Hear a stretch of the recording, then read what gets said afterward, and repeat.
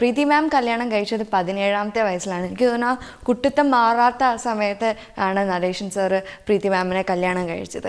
അത് കഴിഞ്ഞിട്ടുള്ള അവരുടെ ജീവിതം വളരെ രസകരമായിരിക്കും എന്ന് നമുക്ക് ഊഹിക്കാം. എന്തായാലും ആ എന്താ പറയുക ഹാപ്പി ഓൾഡ് കപ്പിളിനോട് തന്നെ നമുക്ക് ചോദിക്കാം അവരുടെ വിവാഹ ജീവിതം തുടങ്ങിയത് എങ്ങനെയായിരുന്നു.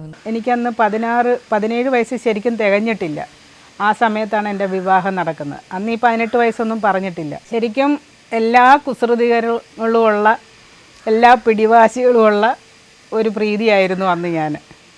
ഈ നടേശേട്ടൻ എന്നെ ശരിക്കും പറഞ്ഞാൽ ഈ പ്രീ മാരിറ്റൽ കോഴ്സ് തന്നത് നടേശേട്ടനാണ് എന്ന് വേണമെങ്കിൽ പറയാം.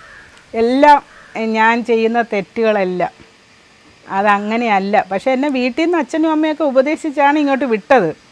നമ്മൾ മറ്റുള്ളവരെ ബഹുമാനിക്കേണ്ട അതൊക്കെ എനിക്കറിയാം. എങ്കിലും ഈ സ്ത്രീ സഹജമായ സിനിമയ്ക്ക് പോകണമെന്നൊക്കെ പറഞ്ഞ് നടേശൻ്റെ അടുക്ക നിർബന്ധം പിടിക്കുന്ന ഒരു കൊച്ചുകുട്ടിയെ നിങ്ങൾ സങ്കല്പിച്ച് നോക്കും. ഞാനിപ്പോൾ 10-60 വയസ്സായി.